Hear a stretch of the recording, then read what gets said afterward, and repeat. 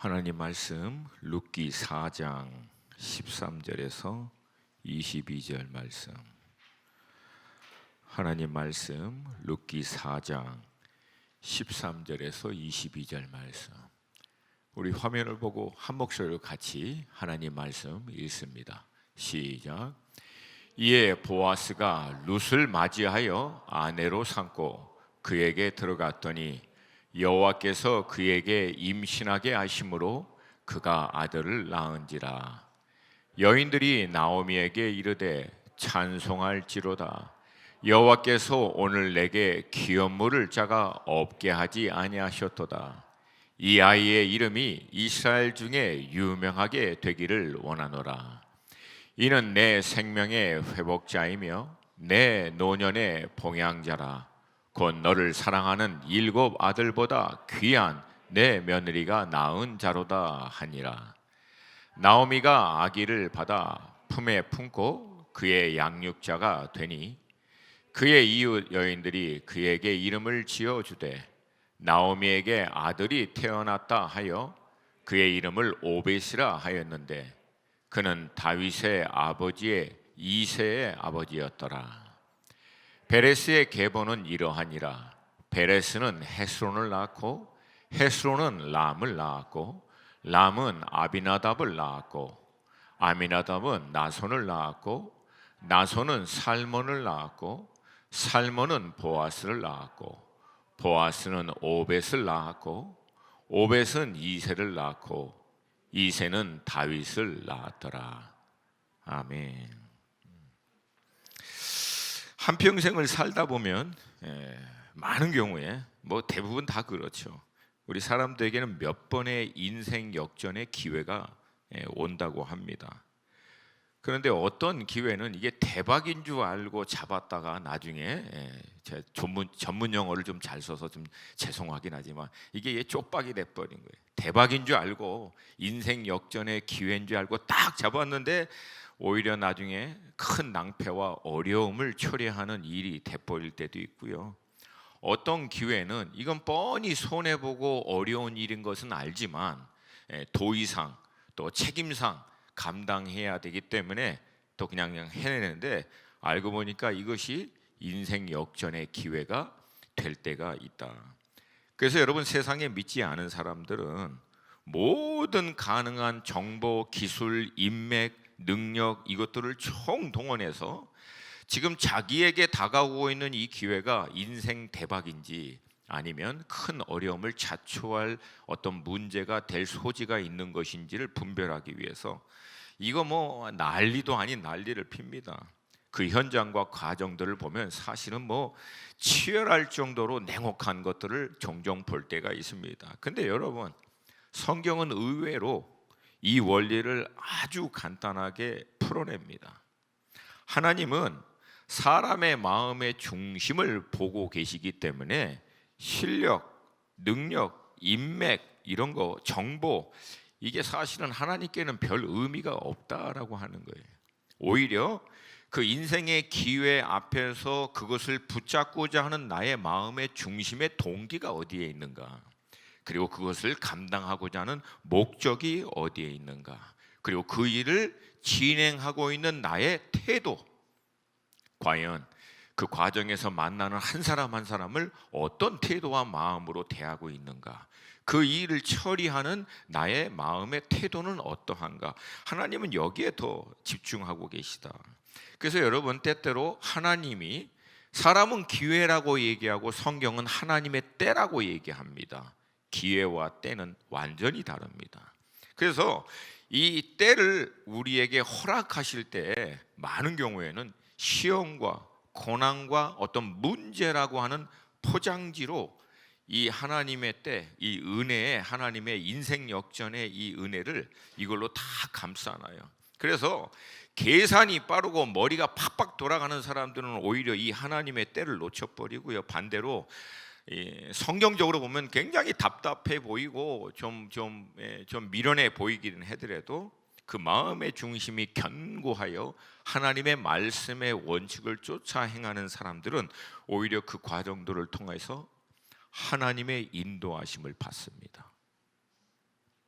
물론 이것은 우리 각자에게 주어진 자리에서의 어떤 전문 영역의 실력, 능력, 인맥들, 그런 경험들, 이것이 다 무시된다 그런 의미는 아니에요. 그러나 그런 실력과 능력, 많은 그런 경험, 노하우가 아무리 있더라도 그것을 가지고 접근하는 마음의 중심의 동기와 태도가 이게 잘못되어 있으면 오히려 그런 실력과 경험이 없는 만 못한 결과를 초래하게 된다.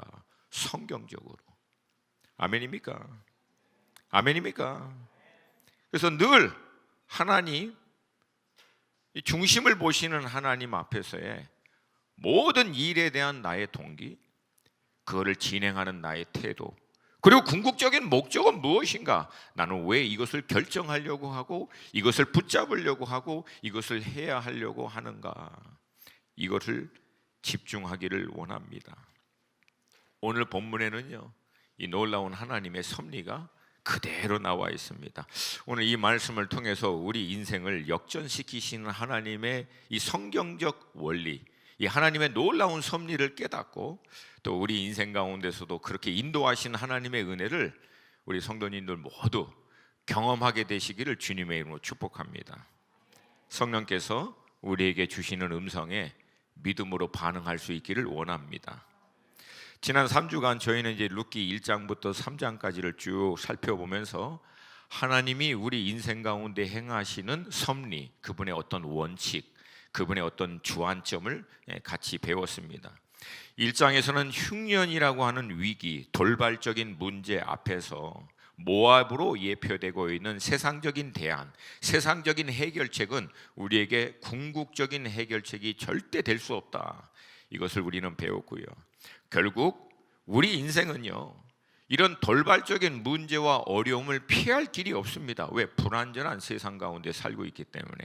믿는 자건 믿지 않는 자건 불완전한 세상, 불의와 맞지 않는 것들이 진행되고 있는 삶의 현장에서는 이런 돌발적인 문제와 위기와 어려움을 피할 수 있는 사람은 아무도 없어요. 근데 중요한 것은 그거 앞에 결국 우리가 하나님의 말씀을 붙들고 그분에게 더 가까이 나아가는 오히려 이 기회로, 오히려 이 은혜의 과정으로 삼을 때 결국 인생 역전을 이루시는 하나님을 경험할 수 있다. 2장에서는 그렇게 인도하심을 쫓아 하나님의 음성을 따라갈지라도 여러분 결국 현실이라고 하는 것은 늘 냉혹해요. 믿음 생활 잘한다고 해서 현실이 하루아침에 바뀌는 게 아닙니다. 현실은 늘 차가워요. 직시하고 있는 문제와 어려움은 변하지 않습니다. 여러분, 그럼에도 불구하고 우리가 할 수 있는 것은 지금 하나님이 내게 허락하신 상황, 주어진 자리, 주어진 역할 안에서 최선을 다하는 거예요. 할렐루야. 그렇게 행할 때 하나님은요, 우리를 우연히 또 마침이라고 하는 하나님의 놀라운 섭리와 하나님의 타이밍을 통해서 우리 인생을 이끌어 가고 계시는 것을 볼 수 있습니다. 여러분, 하나님은 절대 그분의 때를 놓치지 않습니다. 할렐루야. 할렐루야. 마지막으로 지난주 3장 말씀을 통해서 그렇게 인도하시는 하나님의 음성을 따라 순종할 때 결국 우리 인생 가운데 공사 중인 우리 인생을 하나님은 결국은 완공하셔서 하나님의 온전하신 뜻을 이루어 가신다. 이 하나님의 은혜를 경험하기 위해서 딱 3가지만 하면 된다 그랬어요. 우리를 인도하시는 하나님의 음성, 그 말씀을 듣고 경청하고 들은 대로 순종하고, 그 다음에는 하나님이 그것을 온전히 이루시고 인도해 주실 때까지, 다음 단계로 나아갈 때까지 때로는 신뢰함으로 기다리는 거예요. 내게 주어진 자리, 상황 안에서 최선을 다하면서 다음 스텝을 인도하실 주님을 신뢰함으로 기다리는 거예요. 할렐루야. 할렐루야.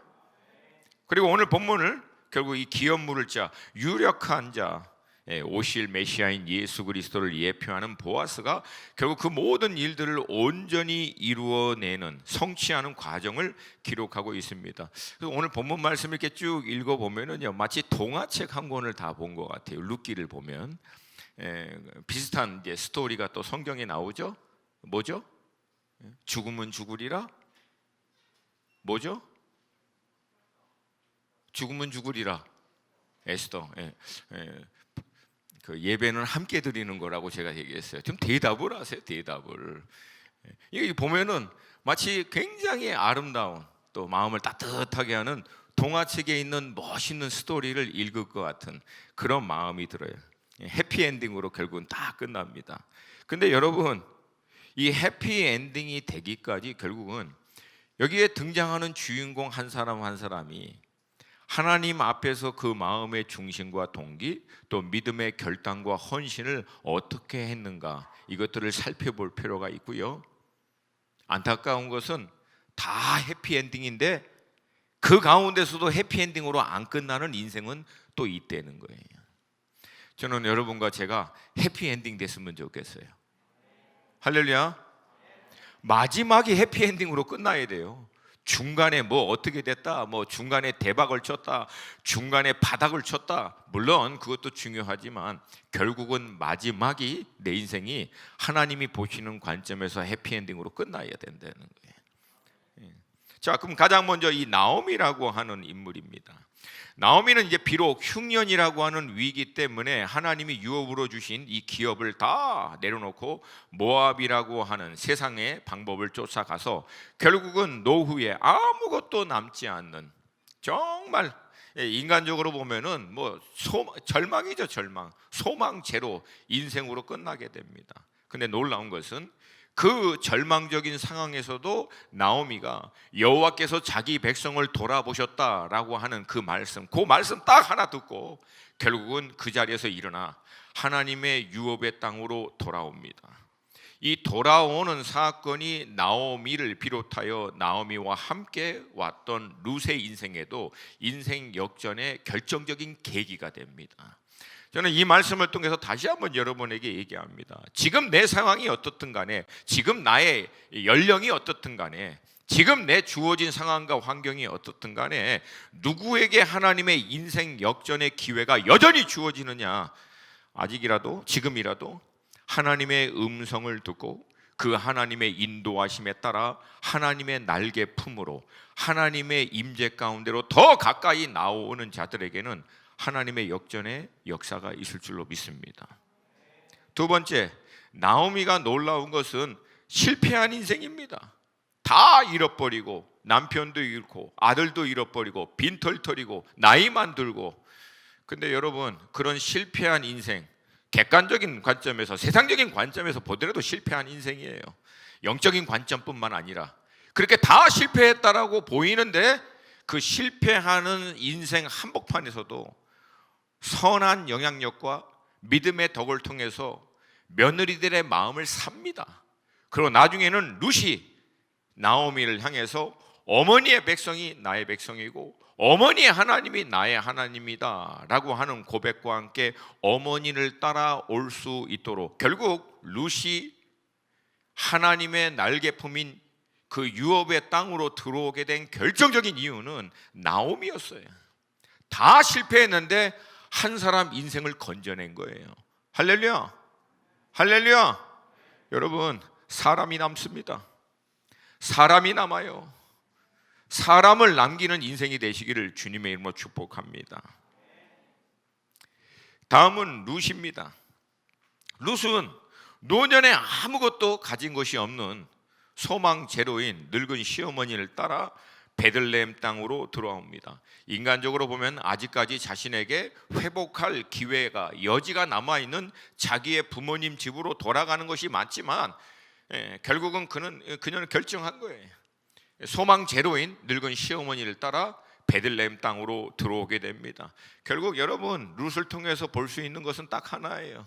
계산이 빠르고 이익을 챙기는 여인 같았으면 늙은 시어머니 나오미를 따라 베들레헴으로 오지 않습니다. 그러나 룻은 그 마음의 씀씀이, 그 마음의 중심이 달랐다는 거예요.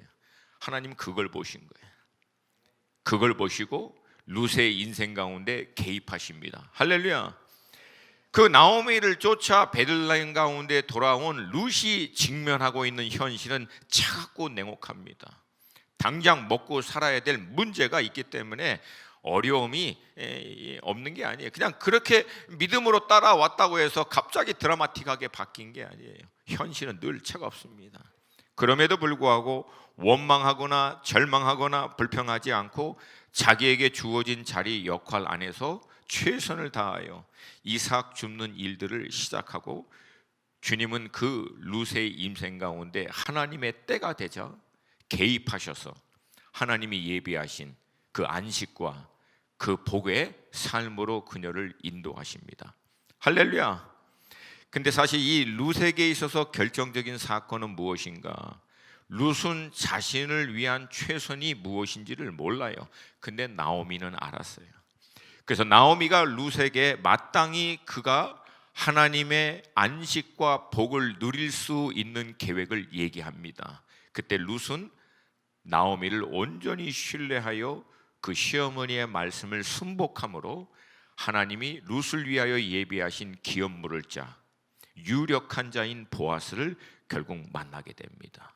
이 말씀을 통해서 성령 하나님의 음성, 우리를 유력한 자, 기업 물을 자 예수 그리스도께로 인도하는 성령 하나님의 인도하심, 그 말씀을 듣고 순종할 때 결국 우리 인생 가운데 놀라운 역전을 이루실 예수 그리스도의 통치, 그분의 섭리 가운데 들어가게 될 줄로 믿습니다.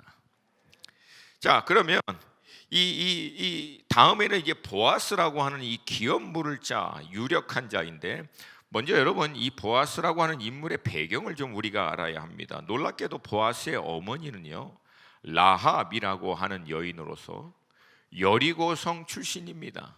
이방 여자입니다. 배경은 기생이었어요. 몸을 파는 여자입니다. 그러니까 여러분, 보아스의 어머니는 이방인에다가 몸을 파는 여자. 근데 우연히 뭐 하나님의 섭리라고 볼 수 있죠. 유대인 남자를 만나서 가정을 이루고 낳았더니 이제 보아스가 태어난 겁니다. 자, 그러면 그 보아스를 바라보는 주변에 있는 모든 유대인들의 시선은 어땠을까요? 만약에 이 보아스의 어머니의 배경은 몰랐다면 몰라도 뭐 뻔히 다 알죠. 왜? 유일하게 살아남은 여인이거든요. 여리고 성 안에서. 그러면 여러분, 어떻게 사람들이 봤을까요? 예를 들어 우리나라의 제3국에서 아주 정말 못 사는 나라에서 온 이방 여인이 있는데, 외국인 여인이 있는데, 알고 보니까 이 여인의 배경이 몸을 파는 여인이에요. 근데 한국 남자를 만나서 결혼해서 가정을 이루었는데 우연한 계기에 주변의 동네 사람들이 다 안 거야. 그 외국인이 이전에 몸을 팔던 여인이었다. 근데 그 가정을 통해서 이제 애가 태어났다고 봅시다. 그러면 그 애가 태어났을 때 주변의 마을 사람들이 그 아이를 어떤 시선으로 바라봤을까요? 아마 자기 아이들을 불러놓고 그랬을 거예요. 쟤랑은 사귀지 말라고, 가까이 하지 마. 그리고 그 아이가 조금이라도 문제를 일으키면 아마 그 말하기 좋아하는 사람들은 늘 얘기할 거예요. 그 뻔하지 뭐, 못 배운 엄마. 그런 배경에 있었던 엄마 밑에서 태어난 아이들이 뭘 보고 배우고 자랐겠냐. 여러분, 이건 상식이에요. 뻔한 사실이에요. 그럼 여러분, 보아스는 어떤 환경에서 자랐을 것 같습니까? 아마 많은 눈물, 억울함, 아픔, 쓰라림, 무엇보다 가장 힘들었던 것은 외로웠을지도 모르겠어요. 왜? 아무도 같이 놀아주려고 하지 않았으니까. 그럼에도 불구하고 이 보아스가 결국은 나중에 유력한 자가 되고 주변에 있는 모든 사람들에게 덕과 선한 영향력을 미칠 수 있는 사람으로 세워지게 됩니다. 할렐루야, 할렐루야. 여러분, 그럼에도 불구하고 이 보아스에게는 늘 자유할 수 없는 한 가지 문제가 있어요. 그것은 뭐예요? 이방 여인의 출신, 이스라엘의 순수 혈통, 이 배경이 아니라는 거예요. 그러니까 자기가 아무리 열심히 해도 영원히 해결되지 않는 근본적인 문제가 늘 따라오는 거예요. 이건 뭐 노력 여부에 상관없이 그냥 이미 된 거야, 된 거. 이런 거 많죠. 노력해서 회복할 수 있는 것이 있지만 노력해도 안 되는 게 있어요. 뭐 저 같은 경우는 뭐 노력해서 제가 뭐 이렇게 이것저것 몸도 가꾸고 하지만 노력해도 머리 빠지는 건 어쩔 수가 없어. 그냥 빠져. 그냥 이거는 뭘 어떻게 해도 안 되는 거야. 이거는 예화가 좀 그렇지만 보아스 경우는 그래요. 자기가 뭘 어떻게 한들 자기의 과거를 회복할 수 있겠습니까? 몸을 팔던 어머니, 이방 여인에서 태어난 자신. 근데 여러분, 놀라운 것은 이 보아스의 인생 가운데 놀라운 반전이 일어나요. 평생을 살아도 해결할 수 없는 이 치욕적인 문제를 하나님은 전혀 말도 안 되는 방법으로 완전히 역전시켜 버립니다. 자기도 이방인 어머니에게서 태어난 이방 출신 배경을 갖고 있는데 자기의 새로운 아내를 얻은 여자도 이방 여자예요. 모함 여자.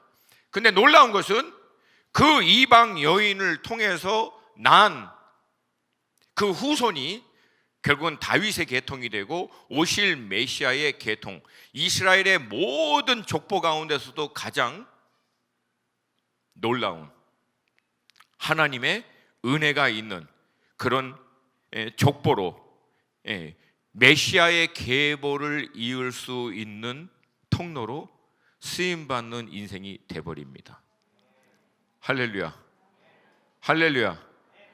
자기 인생에서 가장 부끄러운 그 부분을 하나님은 또 하나의 연약하고 부끄러운 과정을 통과하시게 하시면서 완전히 뒤집어 버리는 거예요. 예수 그리스도의 족보보다도 더 탁월한 유대인의 족보가 있겠습니까? 아무것도 없죠. 다윗의 족보만큼이나 더 탁월한 혈통과 족보가 있겠습니까? 이스라엘에 없죠. 근데 하나님은 이 일을 완전히 잃어버리시는 거예요. 그래서 저는 한 가지 믿는 게 있어요. 그것은 뭐냐면 우리의 출신과 배경, 우리의 어떤 과거, 우리의 연약함, 실수, 부족한 것들, 이것이 어떠하든 간에 결국 지금 오늘이라고 하는 이 현 시점에서 하나님이 내게 말씀하시고 인도하신 그 말씀에 반응하여 순종할 때는 내가 감히 상상할 수 없는 하나님의 반전이, 하나님의 놀라운 섭리가 내 미래 가운데 예정되어서 그 놀라운 하나님의 은혜 가운데로 인도하시는 하나님의 손길을 여전히 경험할 수 있다. 믿으십니까? 믿으십니까? 성경에 그렇게 얘기합니다. 내 믿음대로 될지어다. 여러분, 이 말씀을 가볍게 대하지 마세요. 뭐 수도 없이 들었습니다. Really? 진짜로? 내 믿음대로 될지어다. 무슨 뜻입니까? 네 믿음의 분량이 네 인생이라는 거예요. 네가 가지고 있는 믿음이 네 인생이라는 거예요. 이거는 굉장히 놀랍고도 무서운 말씀입니다. 여러분, 우리가 다 믿는다고 이 자리에 나와서 예배드리고 신앙생활 나름대로 한다고 이런저런 자리에서 하지만 결국 내가 가지고 있는 믿음의 실체, 그거에 따라 결국은 내 인생이 결정된다는 거예요. 여러분, 어떤 믿음 갖고 계세요? 저는 지금도 믿음이 아직도 있어요. 내 인생의 놀라운 역전, 반전은 아직, 내 인생의 베스트는 아직 오지 않았다. 할렐루야, 할렐루야. 하나님은 여전히 역사하신다. 할렐루야. 하나님이 놀라운 일을 행하실 줄로 믿습니다. 선포하는 거예요. 스스로 나의 하나님은 여전히 놀라운 일을 행하시는 살아계시고 역사하시는 하나님이심을 믿습니다. 여기서 우리가 좀 더 그러면 이 놀라운 하나님의 섭리 과정 가운데 몇 가지 좀 살펴볼 것이 있는데, 하나님이 이스라엘 백성들에게 허락하신 이 기업 물을 자, 이 기업 물은다는 이 의미를 좀 우리가 이해해야 하는데요. 이제 한 가정이 이제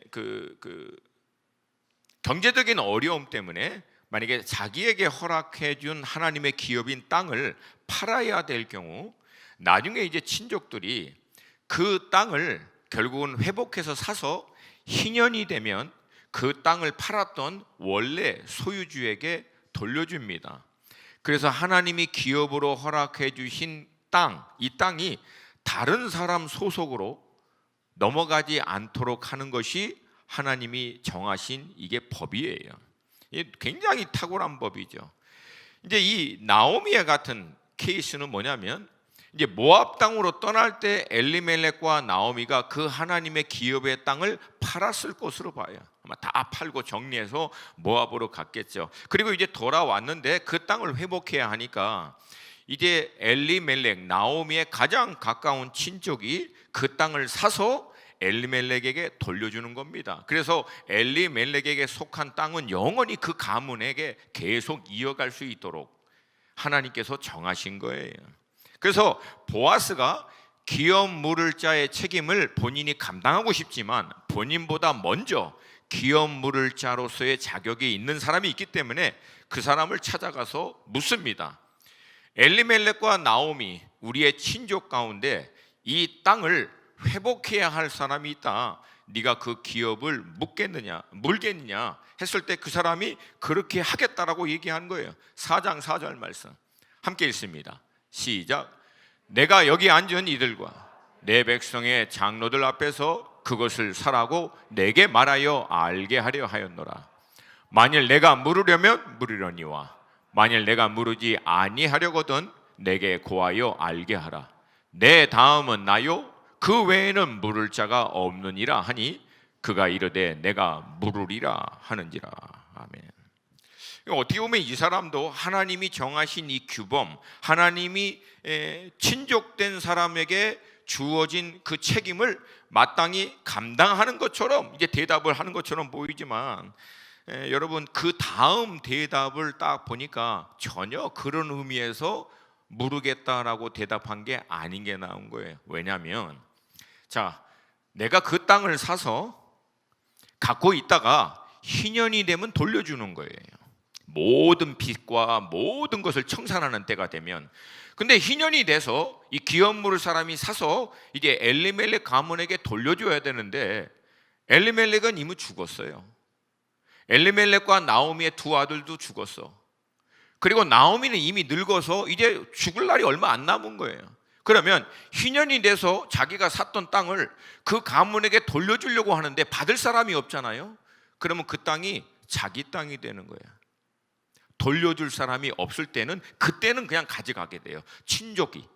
따라오시죠? 그러니까 이 사람은 이 계산이 쓴 거야. 왜? 엘리멜렉 죽고 두 아들 죽고 나오미 늙었어. 그러면 내가 이 땅을 사서 갖고 있다가 희년에 돌려줄래도 돌려줄 사람이 없으니까 그 땅은 자기 소유가 돼버리니까 이건 어마어마한 좋은 투자죠. 왜? 땅을 2배로 확보할 수 있으니까. 당시 땅은 어마어마한 자산입니다. 왜? 농경사회고 목축사회이기 때문에. 그러니까 이 계산이 이 사람은 딱 쓴 거예요. 그래서 대뜸 물겠다고 한 거예요. 근데 그 다음 대답이 이게 아주 그냥 곤란하게 만든 거예요. 왜?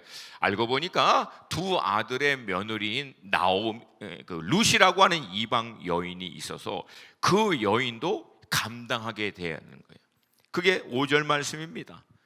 함께 읽습니다. 5절 시작. 보아스가 이르되 내가 나오미의 손에서 그 밭을 사는 날에 곧 죽은 자의 아내 모압 여인 룻에게서 사서 그 죽은 자의 기업을 그의 이름으로 세워야 할지니라.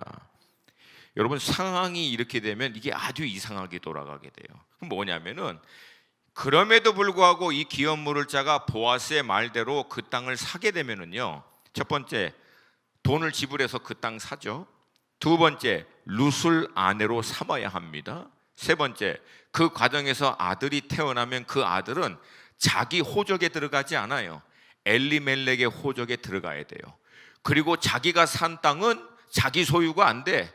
엘리멜렉 호적으로 들어간 자기 아들, 그러나 호적상은 이쪽으로 들어가 버리니까 그 아들에게 이 땅을 또 물려줘야 돼. 왜? 기업 물을 자가 그 아들이 또 돼버리니까. 그러니까 이 사람 입장에서는 땅은 땅대로 사, 룻은 룻대로 감당해야 돼. 애는 나도 내 새끼가 아니야. 그리고 나중에 산 땅은 다 엘리멜렉 집안으로 돌려줘야 돼. 그러니까 이 사람이 6절에서 이렇게 고백합니다. 함께 읽습니다. 시작.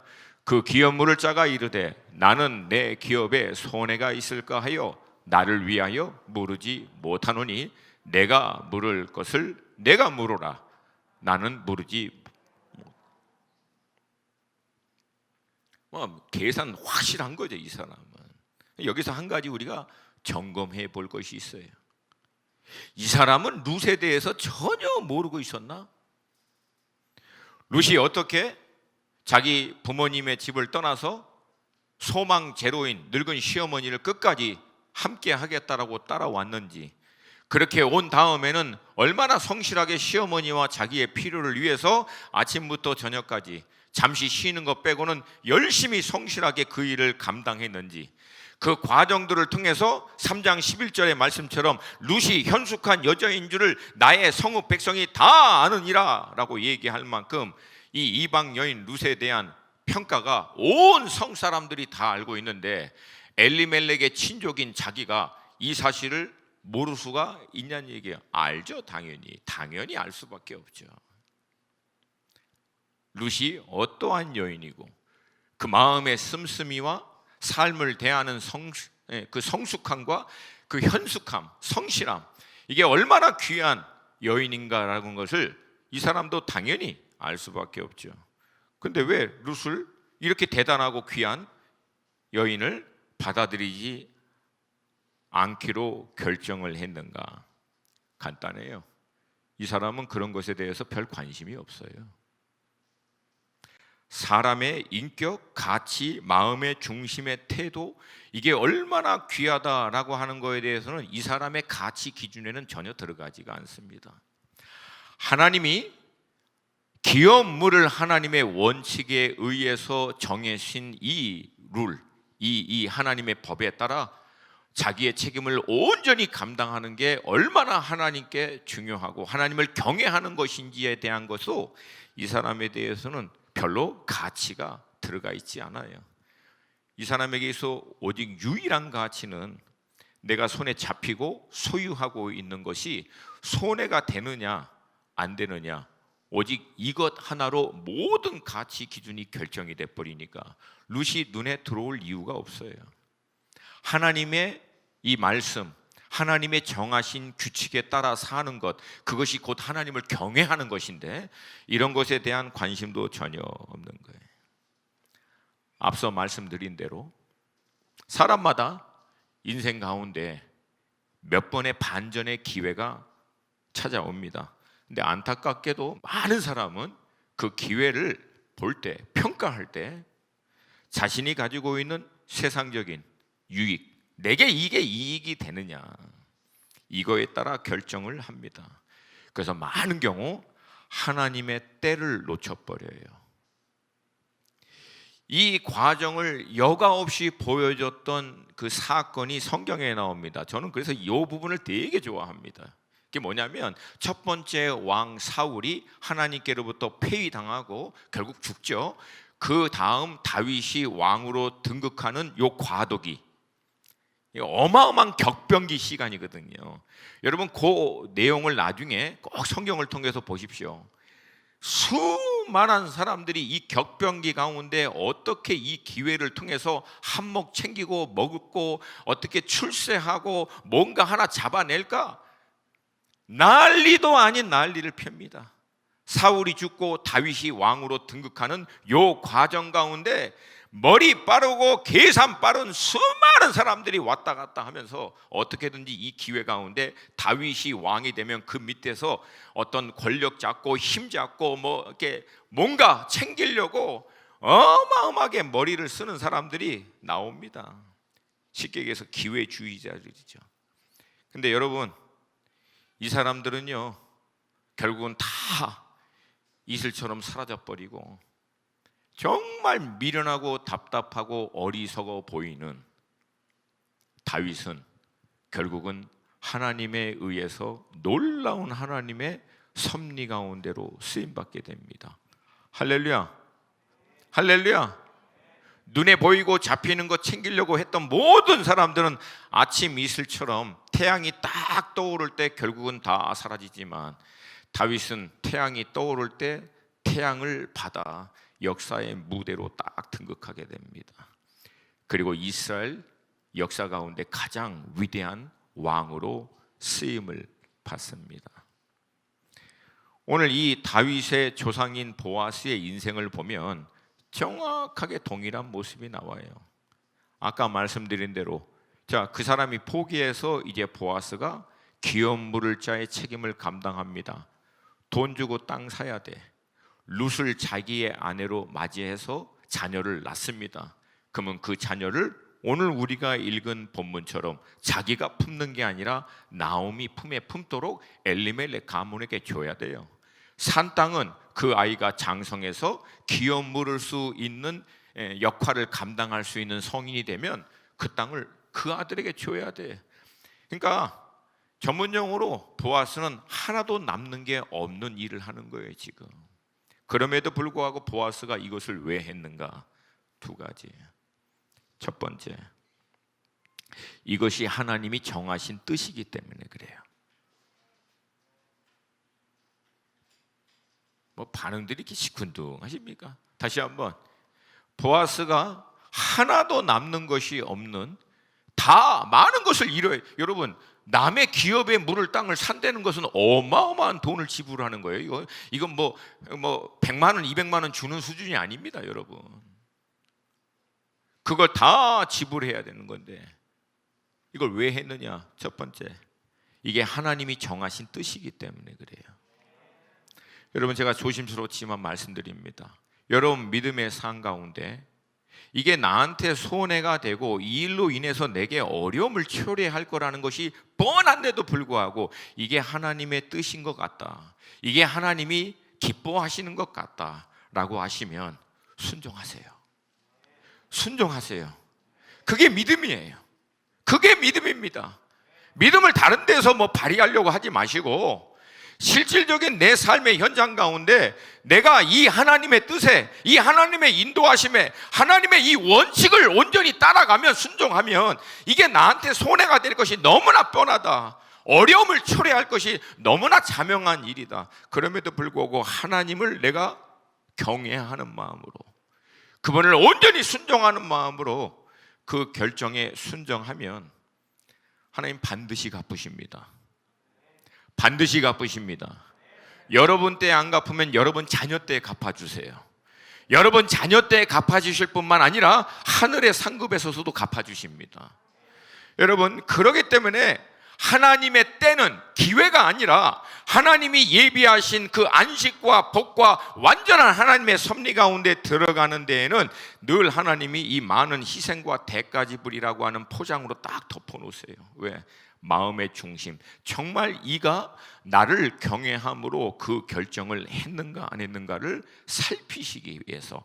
하나님이 몰라서가 아니에요. 여러분 착각하지 마세요. 내가 스스로 점검할 수 있는 기회를 주시는 거예요. 나의 믿음의 실체를 정확하게 보고 그 믿음이 있는 자는 오히려 믿음의 돌파를 통해서 더 높은 신앙의 단계로 들어갈 수 있도록, 할렐루야, 아닌 자는 떨어져 버리는 거예요. 여러분, 이 돌파가 여러분 가운데 있기를 주님의 이름으로 축복합니다. 마태복음 6장 33절 함께 읽습니다. 시작. 그런즉 너희는 먼저 그의 나라와 그의 의를 구하라. 여러분, 이 말씀 한 구절만 제대로 이해하고 이 말씀 한 구절에 따라서만 살면 라이프는요 굉장히 단순합니다. 얼마나 단순해요. 목사님, 그런데 하나님의 나라와 의가 이게 너무 방대하고 복잡하지 않습니까? 뭘 이렇게 복잡하게 생각하세요? 이미 알고 있는 하나님의 뜻, 이미 알고 있는 하나님의 의중, 거기에 먼저 순종하세요. 정직하라, 겸손해라, 나누라, 베풀라, 희생하라. 아멘입니까? 아멘입니까? 뭐 그거 안 되는데 뭐 시대를 향한 하나님의 어마어마한 경륜과 뜻. 제가 멈출게요. 여기서 멈출게요. 쓸데없는, 다 허공에 메아리 치는 아무 의미 없는 얘기예요. 이미 내가 알고 있는, 이미 하나님이 내게 말씀하신 그 진리, 그 의중과 뜻 앞에서 반응하지 않는 사람이 더 깊고 더 높은 차원의 하나님의 경륜에 쓰임받게 해주세요. 아니, 우리가 하나님이면 그 기도를 들으시겠냐는 얘기예요. 다 의미 없는 거예요. 신앙 간단합니다. 하나님이 정하신 뜻, 하나님이 기뻐하시는 의중이 있으시면 그것이 비록 손해가 되고 어려움을 초래하는 일일지라도 나는 순종한다. 그리하면 이 모든 것을 그분이 반드시 더해 주실 것이다. 내 때가 아니면 내 자녀에게, 그리고 하늘의 상급으로. 할렐루야, 할렐루야. 두 번째는 보아스의 가치 기준은 땅에 있는 소유물에 있지 않습니다. 그의 모든 가치 기준은 하늘에 있는 것이에요. 하늘에 있는 것. 더 단도직입적으로 얘기하면 사람에 있었어요. 여러분 잘 들어보세요. 많은 경우 우리가 어떤 결정을 내릴 때 둘 중에 하나 결정합니다. 여러분 잘 들어보세요. 이게 애매하지 않아요. 결정이. 여러분 땅을 결정하든지 사람을 택할 것을 결정하는 거예요. 여러분이 사업을 하시는 분이시든 직장 생활을 하시든 어떤 전문 영역에서 여러분의 믿음의 삶을 사시는 분이시든 여러분이 실질적인 삶의 현장 가운데 어떤 결정을 내릴 땐 여러분 둘 중에 하나를 결정하는 거예요. 땅에 있는 재물, 땅에 있는 소유, 땅에 있는 것들을 취할 것을 결정할 것인가, 아니면 나는 사람을 얻을 것을, 사람을 살릴 것을, 사람을 세울 것을 결정할 것인가. 이 둘 중에 하나입니다. 여러분 중간 없어요. 없습니다. 둘 중에 하나예요. 둘 중에 하나예요.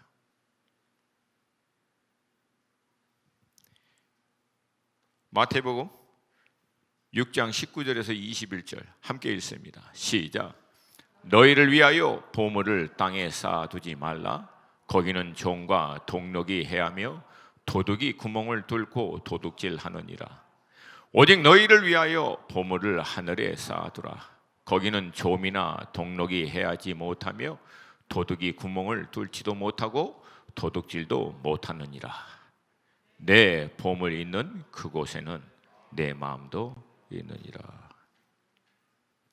보물이 땅인 사람은 마음이 땅에 있고, 보물이 사람인 사람은 마음이 사람에게 있습니다. 사람을 살리고 사람을 세우고 사람을 붙들어주는. 할렐루야, 할렐루야. 그리고 그 사람하고 함께 천국 들어가는 거예요. 자, 그러면 보물을, 땅을, 세상에 있는 것을 붙잡은 사람은 천국 갈 때 사람도 못 데리고 가, 자기가 가지고 있는 보물도 못 갖고 가. 이게 얼마나 어리석어요. 이게 얼마나 분명합니까? 땅의 것을 다스리는 사람이 되시기를 축복합니다. 땅의 것에 끌려다니는 인생이 아니라 다스리고 통치하시는 하나님의 사람이 되시기를 축복합니다. 그 결과가 무엇일까요? 여러분 결과는요, 저는 굉장히 극적으로 비참하게 표현하진 않습니다. 보아스보다 먼저 기업 물을 자, 그래서 룻을 취하기를 거부했던 이 사람은 그래서 어떻게 됐을까요? 아마 자기 기업에 손해가 되지 않도록 그 다음부터 계속 그렇게 했겠죠. 그래서 많은 소유를 소유하고 그 소유로 인해서 굉장히 부유하게 풍성하게 잘 먹고 편안하게 잘 살았겠죠. 저는 그렇게 해서 하나님 때려가지고 비참하게 끝냈더라, 그렇게 보지 않아요. 잘 드시고 풍성하게 여유스럽게 잘 살았을 거예요. 근데 그 사람의 이름은 아무도 기억을 못해요. 오늘 본문에도 안 나와요. 그냥 먼저 기업 물을 자라고 나왔지. 그리고 하나님의 나라의 명부에도 그 사람의 이름은 기록이 안 됐을 거라고 저는 봅니다. 보는 게 아니라 확실하죠. 그리고 하나님의 책에 이 사람의 행적은 뭐라고 기록되어 있을까요? 간단합니다. 기업의 손에 안 보려고 이리저리 머리 굴리며 잘 먹고 잘 살다가 마친 인생. 더 이상도 이하도 아니에요. 자, 사랑하는 여러분, 여러분의 인생의 모든 행적이 이 한 줄로 끝내기를 원하십니까? 그럼 제가 말씀드릴게요. 여러분 그렇게 사실 거예요. 손해 안 보고 내 새끼들, 내 가정, 우리 거 잘 챙기면서 편안하게 풍성하게 잘 먹고 살았더라.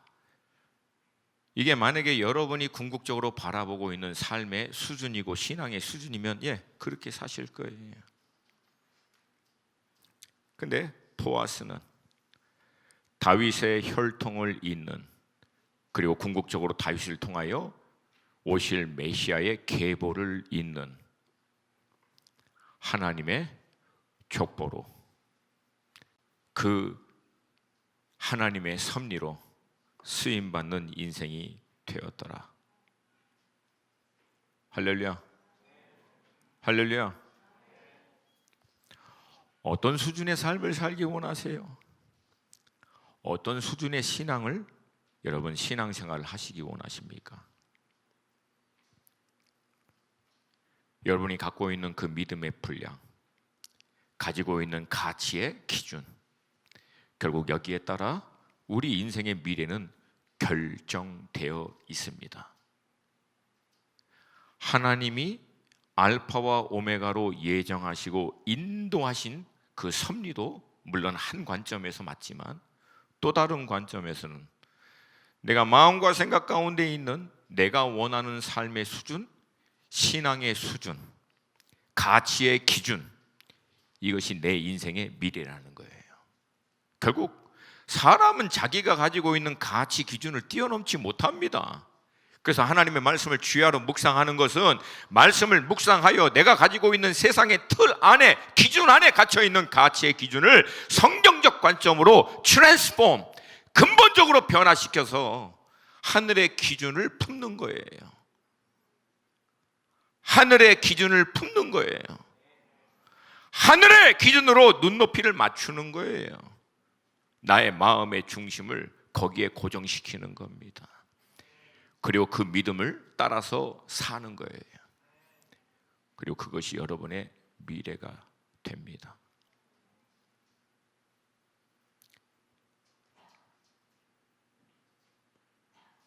더 놀라운 것은 여러분의 자녀는 또 그것을 보고 특별한 하나님의 섭리가 없는 한 그렇게 따라가요. 저는 이게 더 무서워. 나는 비록 이렇게 하지만 우리 새끼는 좀 더 다르게.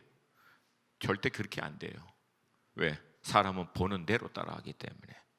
물론 우리가 믿음으로 돌파하면 우리 새끼들도 같이 궁극적으로는 돌파하게 될 줄로 믿습니다. 아멘. 아멘. 비록 지금은 미련도 동족같이 보이지만 반드시 하나님의 때 하나님이 돌파하게 하실 거예요. 아멘입니까? 저도 이걸 하루에 수도 없이 외칩니다. 반드시 하나님 만져주세요. 뜨겁게, 강력하게, 확실하게 만져주세요. 예. 예. 여러분, 이 믿음의 돌파가 여러분과 제 가운데 있어서 이제 우리는 오실 메시아를 준비하는 하나님의 놀라운 섭리 가운데, 이 하나님의 영적인 족보 가운데 참여하는, 그리스도 예수 안에서 하나님의 자녀된 이 족보에 온전히 들어가서 오실 메시아의 길을 준비하는 하나님의 이 놀라운 경륜, 이 섭리에 쓰임받는 여러분과 제가 되시기를 주님의 이름으로 축복합니다. 예, 우리 기도하겠습니다. 우리 함께 좀 자리에서 일어나서 기도함으로 오늘 예배를 마치기를 원합니다.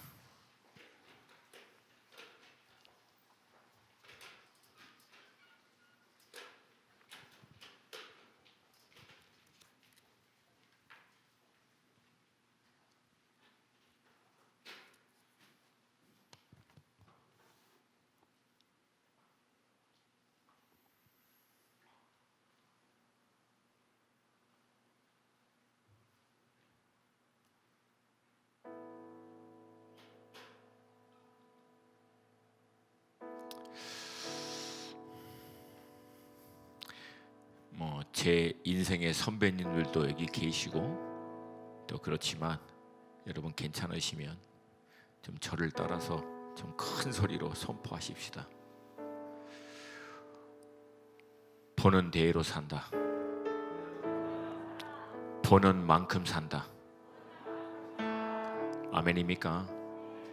돌파는 그래서 보는 눈높이를 높이는 거예요. 돌파는 보고 있는 좁혀진 관점을 확장시키는 거예요. 왜?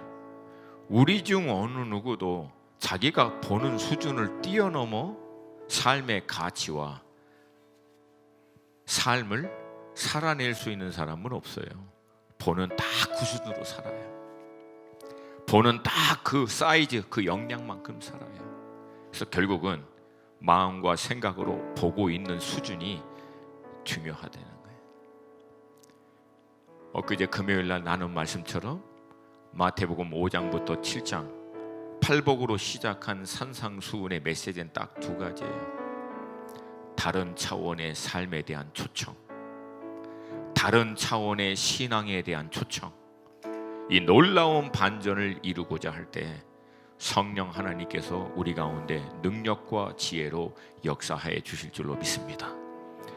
믿음으로 요청할 때, 믿음으로 결단할 때, 믿음으로 발걸음을 내디딜 때 도저히 불가능해 보인 그 신앙과 삶의 레벨들이 우리 인생 가운데 돌파되어 하늘 아버지께서 우리를 예수의 핏값으로 사신 그 목적과 뜻대로 신앙의 레벨과 믿음의 레벨이 땅에 있는 것들에 매여 끌려다니는 수준이 아니라 하늘의 가치를 취하여 믿음으로 땅에 오히려 풀어내어 땅이 만들어 놓은 판, 기준, 거기에 끌려다니는 인생이 아니라 판 자체를 하나님의 놀라운 능력으로 바꿔버리는, 판을 주도하는, 세상을 변혁하는, 사도행전에서 얘기한 초대교인들이 세상을 어지럽혔다, 문자적으로는 세상을 업사이드 다운, 뒤집었다는 뜻이에요.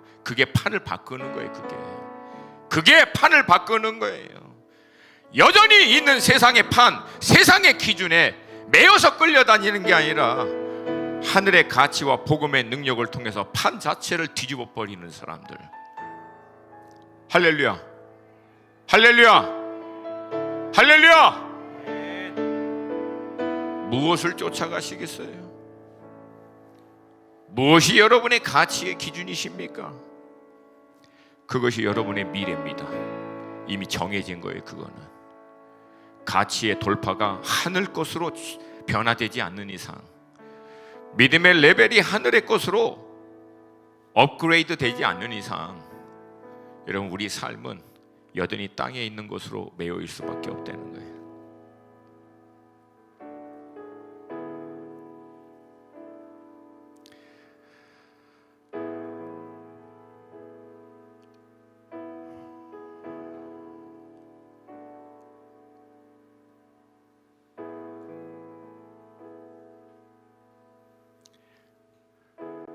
목회자인 제 마음 가운데 있는 가장 큰 안타까움은 과연 우리 성도님들이 이 말씀을 정말 얼마나 신중하게, 아니면 얼마나 중요하게 과연 받아들일까?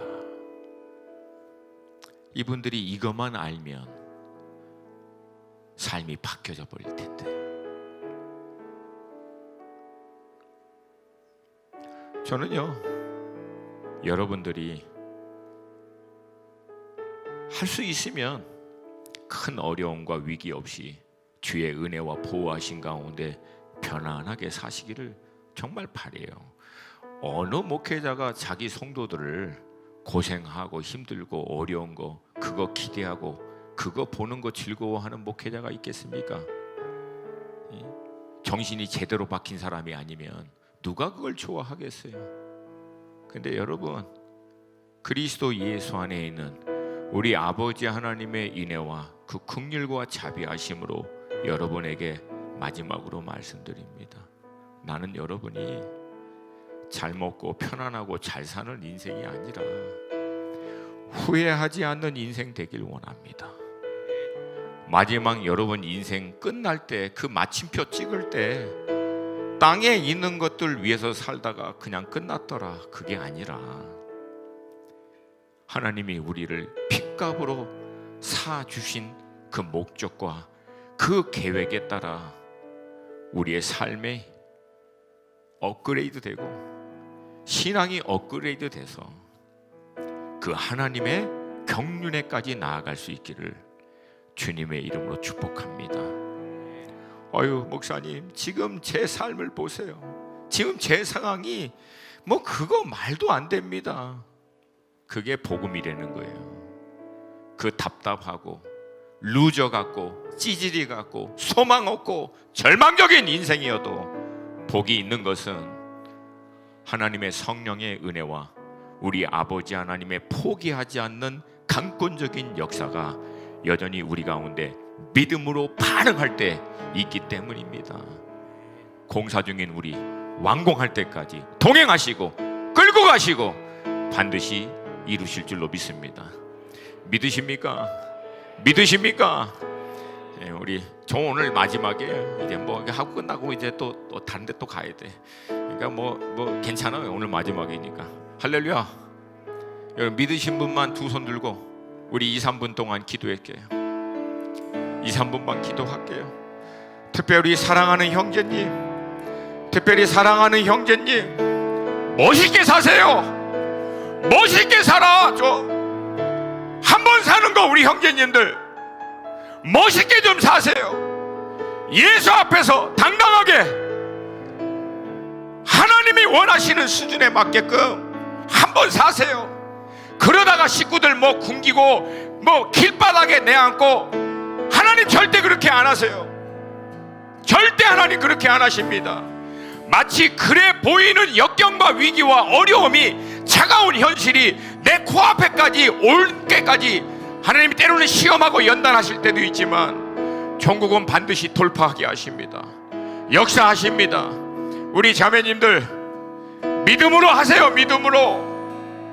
남편들에게 세상의 기준으로 얘기하면서 쪼지 마시고 하나님이 원하시는 수준으로 살 수 있도록 계속해서 믿음으로 선포하셔서 가장을 서포트하세요. 중보하세요.